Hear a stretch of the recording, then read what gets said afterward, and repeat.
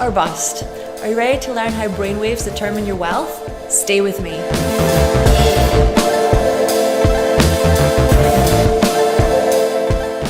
Hello, I'm Skye Kamisis, Director at PandoraStar, and today we're going to be discussing how different brainwave states support your wealth consciousness and your ability to create wealth inside your life. So there's a few things that come up when you start working on wealth consciousness, and the most important thing is the simplest thing. Your belief in whether or not you can create wealth is the biggest determining factor of whether or not you can.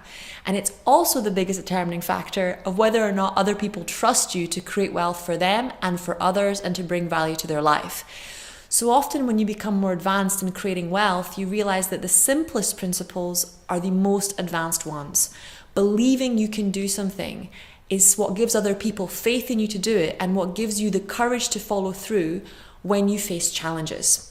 Which brings me to the second principle of wealth creation, which is resilience. You can do hard things. And that ability to stay calm and to know that you can solve difficult problems and that every problem has a solution is what's going to get you through those moments of wondering, how the hell am I going to do this? And it's what's going to keep you calm when the pressure's on. You got to remember that diamonds are made under pressure and that there's nothing in the world that gets created without going through growth pains. You got to grow through what you go through, and you've got to see each challenge as an opportunity to grow, an opportunity to become better, and as an opportunity in disguise, because it's pushing you to become more than you are, pushing you to go beyond what you've been before, pushing you to grow instead of stagnate and stay in the same comfort zone. Which brings me to the last point around wealth consciousness. So this is what you've got to understand. When you're under pressure, you've got to be able to stay calm. Okay, you've got to be able to quiet your intellect, turn within, and ask what the next steps are for you to take.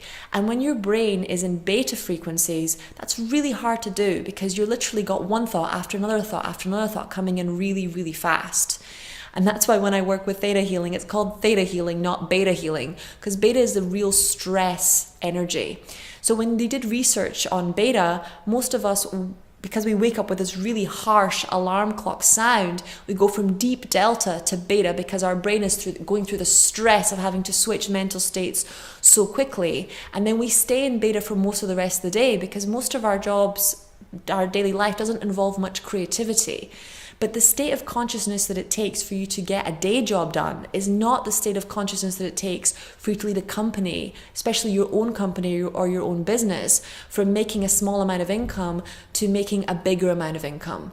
So when you're switching from beta to alpha or beta to theta, you really have to realize that quietening your intellect, turning within, stilling your mind allows you to switch from the state of consciousness which creates the stress and the inability to solve problems to a state of consciousness where the infinite field of quantum possibilities are then available to you and available to your business.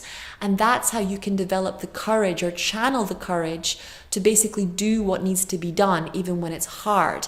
And alpha and theta provide that base state for you to basically build on.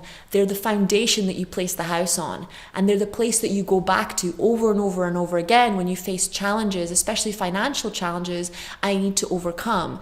So when you face those financial challenges and you go into beta, you go into panic. And when you face those financial challenges and you go into alpha or theta, you go into creativity, you get that spark, you go into real solution mode. And then the answers start coming to you and people start connecting with you.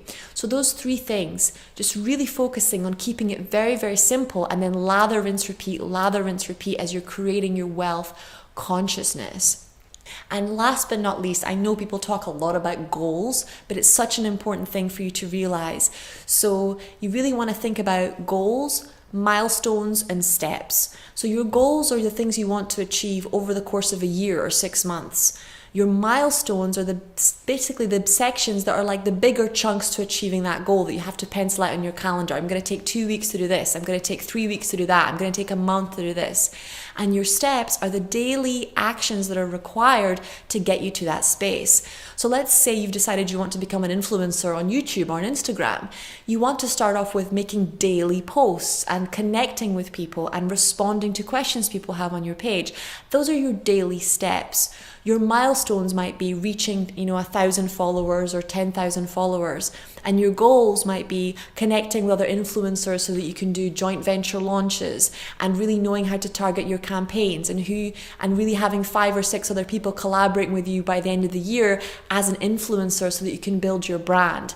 But really keep it really, really simple. Steps, milestones, goals, so that you know how you're progressing through and you don't feel this huge distance between where you are now and where you would like to be in a couple of weeks or a couple of months' time. And you also get this real sense of certainty from accountability. You know when you're moving in the direction of your goal of creating more wealth and more influence, and when you're not moving in that direction, so you can course correct like a GPS system.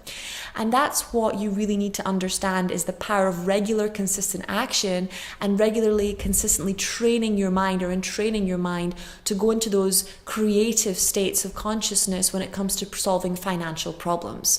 So if you'd like to stick with me and find out how you can develop